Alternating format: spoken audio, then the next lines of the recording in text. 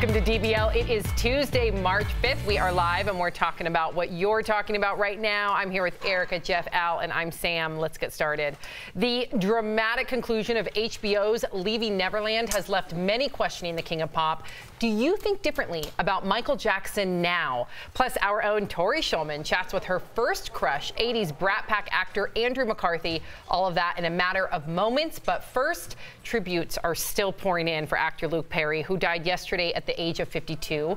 After suffering a massive stroke last week, Luke became a 90s heartthrob for playing Dylan McKay on Beverly Hills 90210. It was really great how you stuck by me during all this. It was easy. I believed you. I wish it was that easy for me. I didn't always believe in myself. I was beginning to think there was more of my father inside me than I had originally thought. His co-star and love interest on the show, Shannon Doherty, released this statement saying, "I am in shock, heartbroken, devastated by the loss of my friend. I have so many memories with Luke that make me smile and that are forever imprinted on my mind and heart." Luke is also being remembered for his kindness off screen, including changing light bulbs for elderly neighbors.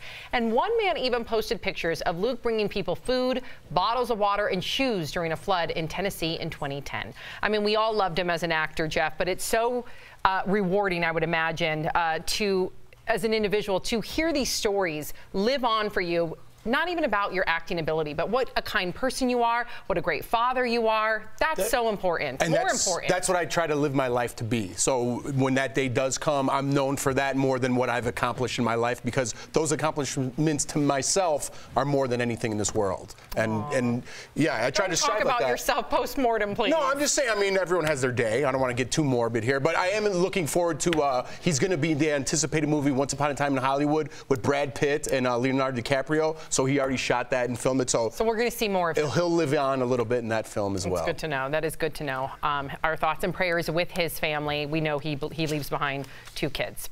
Well, the mystery winner of the $1.5 billion Mega Millions jackpot has finally come forward, or should I say their lawyer came forward to claim the prize yesterday, because the winner chose to remain anonymous. They also took the cash option, a one-time payment of $878 million.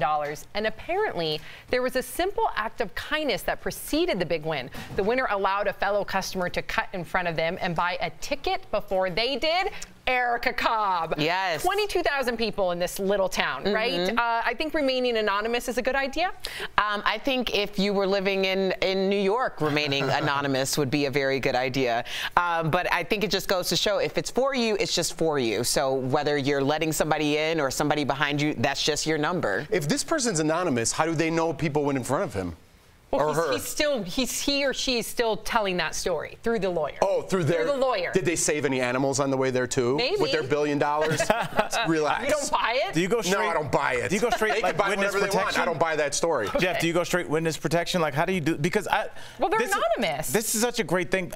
But like, if your best friend won $900 million, you don't think you'd pick up on that? I mean, people talk. I mean, we are kind of, we are, people sense vibes, and I feel like if one of you guys won $1 billion, I think that would sneak out after the 3rd glass of wine. Oh, so, yeah.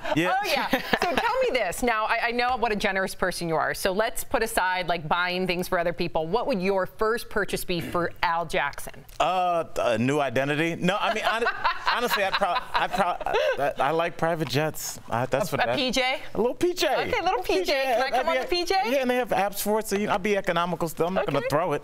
All right. Yeah. I'll be on that Maybe PJ. later that night. First purchase? A house. For you. A house. Okay, for you. Me too. I need a house. First of all, look at the priorities. I should have thought house. I was like, let's get a jet and then go back to my apartment. What a child I am. Erica? I have no idea. Is there like a watch you've always wanted? It has to be, I'm talking about a materialistic purchase here. Look at Erica. She's like, I got everything. Yeah. No. Yeah, I don't know. I guess I don't have a car. Okay. It seems weird to be like, a new sexy car. Erica, new sexy car? Yeah, yes, I would get a car. No, get an old car, and that way just get an old 92 Celica. Just drive around. No one's going to question. Nah. Yeah. Nah. Keep it on the low, close to the vest. Celica. No. All right, there was a ton of drama last night on ABC's The Bachelor. Colton Underwood jumped a fence. Look at that. Wow. Making a dramatic run from the show. They've been teasing it all season long, and now we finally know why. Spoiler alert, it was all because another girl, Cassie, decided to leave Colton, and it was just too much for the Virgin Bachelor. Watch.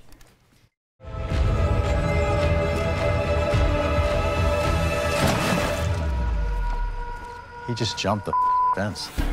Host Chris Harrison explained what it was like for him. Take a look. 1, he was not happy. Okay. 2, I was about 10 yards behind him trying to get him to stop and have a conversation. 3, he clearly didn't want to have that conversation to the point he was willing to launch himself over a wall. And he launched himself over that wall pretty darn good. He's got skills. You see how, can we watch it one more time? I'm impressed. That's a skill you're impressed with? Watch. Bailing? And Bailing on your feelings, that's a good skill. I'm talking about his scaling the wall skills. And he didn't bail on his feelings, Yes, Jeff. he did. No, he didn't. Do you know the story? Because he just came forward. This is a third girl who doesn't like him, and then he ran to go cry in the bushes. That's not what happened.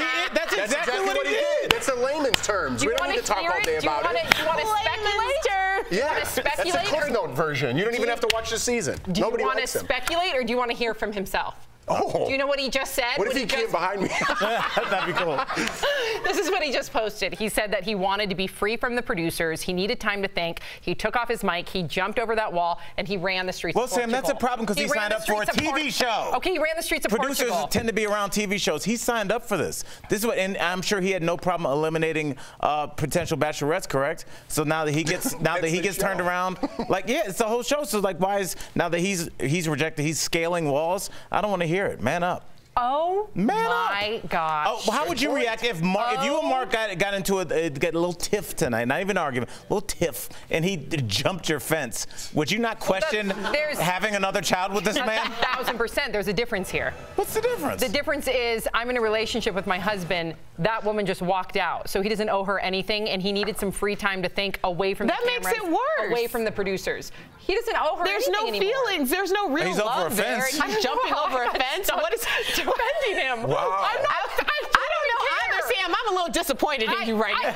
Are you a producer on The Bachelor? I don't know how I got stuck defending this person. It just, wow. But maybe that is a good way to just be like a conflict management. Just run. I'm going to write a book. Just go, hey, dude, just turn and run. If you're that good at jumping walls, I say I'm all for it. All right. Maybe you should be on the American Ninja Warrior. I was just going to say that, now. Boom. We're connected. We're here. Okay, let's get to another story, please. We told you about some great news out of Northern California yesterday when 2 young girls were found alive after surviving 44 hours in the woods. They got lost wandering around the family's 80-acre property, but they told ABC News it was their survival skills that kept them going. Watch. It's starting to drizzle, so I knew we had to find shelter fast. We go on camping a lot each summer, and I knew how to start a fire because I watch a lot of Tropical Paradise. They even licked water droplets off tree leaves to stay hydrated. They thanked their 4-H skills, also Girl Scouts, Al, huh? Huh? Sam. Excuse me. Are you buying this? They licked water droplets. What is this, Avatar? This is not real. Look, they might have been lost, but I mean, it's not like they've been way worse like getting lost. Have you ever not drank water for 48 hours, Al? You don't think that you'd be thirsty and you'd be looking for avenues to stay hydrated? That's what I always kept my house in plain sight. Good answer. Yeah, I know where the water is. Good answer. Erica, do you believe them? I do believe them because I think that if there was ever a chance of survival in the woods, for me, it would have been during my days as a Girl Scout. Oh, now what do you remember from being a Girl Scout, Erica? I would remember a lot more when I was an actual Girl Scout. That's why I'm saying I believe them. They didn't do anything. They just littered and they left 2 wrappers in it. Let me ask you something before we go to break. Okay, if you're stuck in the forest and there's moss on a tree, which side, compass-wise, is it growing on? Starboard side. What? That's the only term I know. North, I don't know. South, west, east. Which one? Where the sun rises in the west. So the west side is getting the most no, it's opposite. The north. And also Ice Cube, no, west side. No, it's the north. That's embarrassing. You should have taken a Girl Scout class. I couldn't because they don't accept men. As we That's go why to the Boy break, Scouts are defunct. Wouldn't it be the east side? I thought so too. It's the north. I Is said it? east also. I said east also. Maybe we are right. They told me it was the north. Oh, I would think the east because it comes up in the east and it Look sets in how the quickly west. Sam's argument falls apart. And she it points grows off more. camera and says, they told me. Yeah. She pointed at Adam and the north. Kelly. I don't know about Okay, that. we've got to go to break. We've got a special Mardi Gras treat for you. They're waiting. The Lowdown Brass Band is here in the studio to get you all in the mood. Thanks for waiting, guys. Take it away.